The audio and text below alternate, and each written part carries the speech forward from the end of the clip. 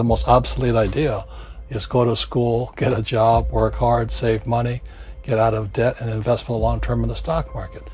See, why would you save money when they're printing trillions of dollars? The gap between the 1% and 99% is massive. You see, it's not just money. You have to step back and look at the bigger picture. So what do you do? In every one of us is a poor person. There's still a poor person inside me.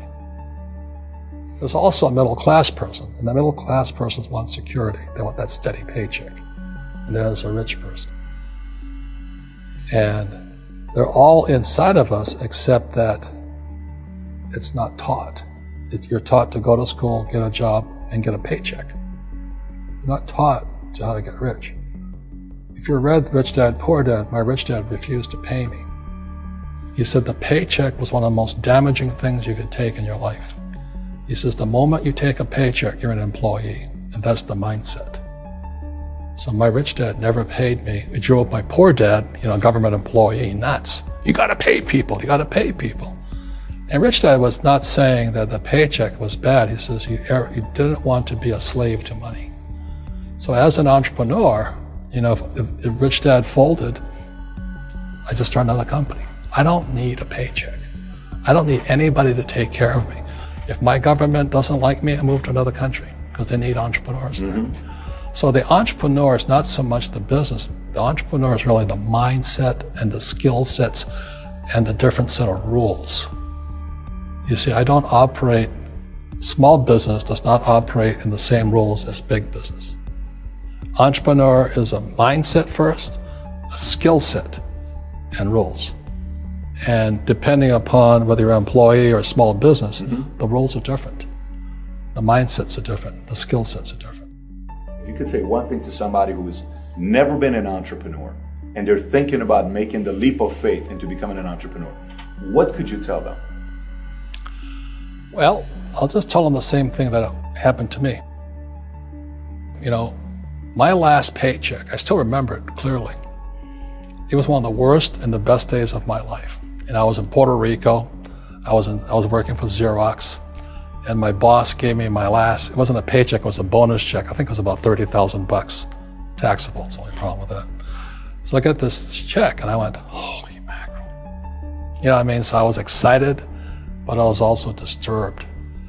And so this other guy comes up to me, his name was John, and John says to me, he says, you're gonna be back. I said, why? He says, because you're gonna fail. I looked at him and said, look, few expletive words, because that's what he did. He left Xerox, failed, and he came back. And I said, look, you failed and you came back, but I'm gonna fail and I'm never coming back. And that's the attitude. Do you know what I mean? If you say, well, if I fail, I'll go back to mommy and daddy, then that's what you'll do. So if you fail, that's when I became an entrepreneur, because I had no money. I had no money for years. I didn't have a paycheck.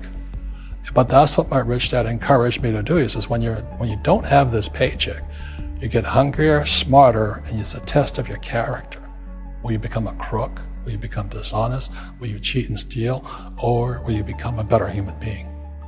So really, that's the benefit of becoming an entrepreneur, is you really find out who you are when you don't have anything. So you always have to look at the big picture. Too many people look at, well, what's going to happen to me? When you look at the big picture, you're also going to know that when something bad happens, something good's going to happen. But you got to prepare for whatever is coming. If you think next 20 years will be like the last 20 years, you're going to get creamed. When you and I go to the supermarket and we buy a carton of milk, we always check for the expiration date. But most people do not check for the expiration date on their brains. Instead of get out of debt, I get into debt. I just refinanced $300 million in debt. I went from 5% to 2.5% interest. I made a fortune. Every month, more money comes in because my cost of money has gone down. So while some financial experts are saying get out of debt, I'm saying learn how to use debt.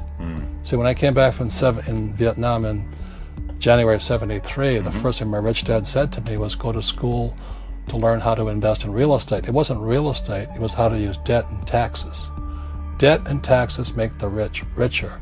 Debt and taxes make the poor, the middle class, poor. So all the rich guys who are doctors and lawyers or, those guys, they're getting creamed and they don't know why. Doctors are getting creamed.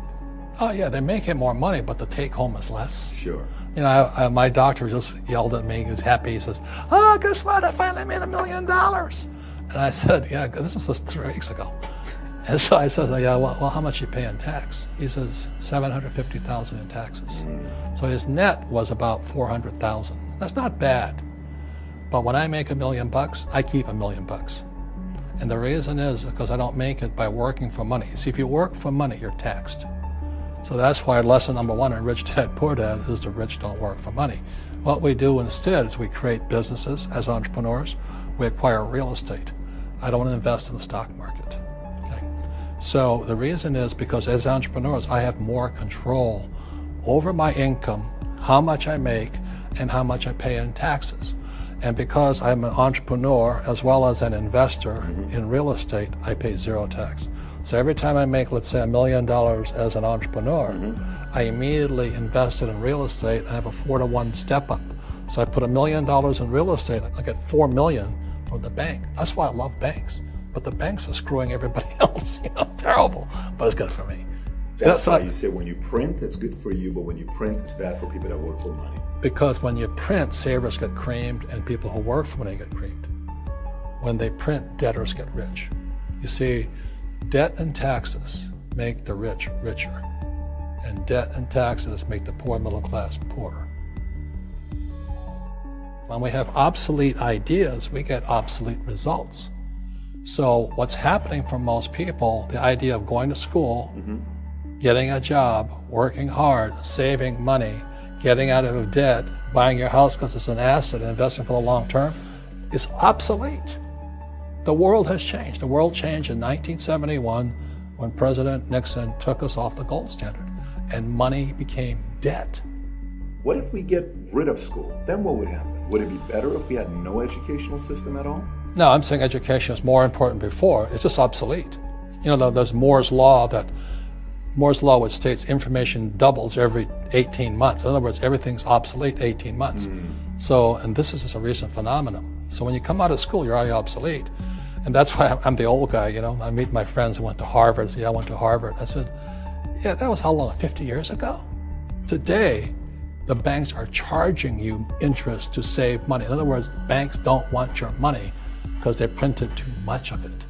And that's why there's this bubbles in stocks and bubbles in real estate and all this. People are dumping the cash because, as I said in here, savers are losers and cash is trash.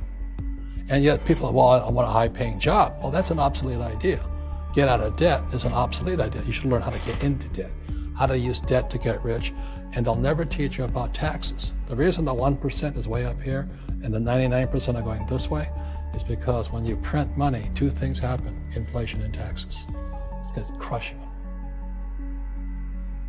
And any entrepreneur thinks, I'm just going to make money, I'm going to start a business and make a lot of money because of what we talk about. They really have got to smell the roses, man. That's not what the real entrepreneurs are doing. Most entrepreneurs, there's 28 million small business owners in America. 24 million are what are one-person entrepreneurs. They're called non-employee entrepreneurs. So and that's what happens is when people don't really understand what an entrepreneur does. So most big people are self-employed, but they're not really entrepreneurs. The self-employed pay the highest taxes of all, and nobody tells them that. Yeah, it's also called the entrepreneurial spirit, but what we were actually talking about was there's no such thing as a bad economy. There's external, you and I, we all have an external economy, but we also have an internal economy, and the willpower is to change our internal economy. So for me, I can see the good and I can see the bad. I don't really give a damn because I'm going to be rich anyway. But a poor person with a poor personal economy, all they're going to see is a bad economy because they don't know how to make money in any economy. And a middle class person, they have a middle class economy. What they want is a nice house and a steady paycheck and the job and the car. And so when you take their job away, to them, that's disaster. Well, since an entrepreneur doesn't have a job anyway, it's no big deal. So all I'm saying to people, and it's what Bucky Fuller taught me, is always two sides, you know what I mean? Unity is plural, at minimum two. So if you think the economy is bad, it's because your economy is bad. If you think that steady, employment is important, then you'll see an economy without jobs. Your economy versus the external economy. What you control versus what you can't control. I can control. Yeah, it's called an internal focus versus an external focus. So the real entrepreneur has an internal focus. That if they fall down, they say, "Oh, this is good, because I'm going to go up higher." The average person will fall down and say, "Oh, I'm going to take some Prozac," or somebody has a mistake. So, "Oh, the mistakes don't matter." Well, mistakes matter. It means you didn't know something. But a real entrepreneur, whether they fall down, they always can go up. They can stand back up and go higher. And no matter what happens to them, they get stronger and better and smarter and happier.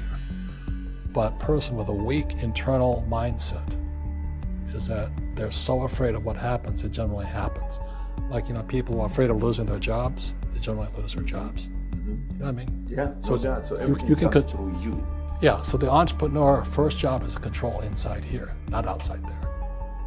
The moment you take that paycheck, you're an employee. You've got to be stronger than that. It's about inside.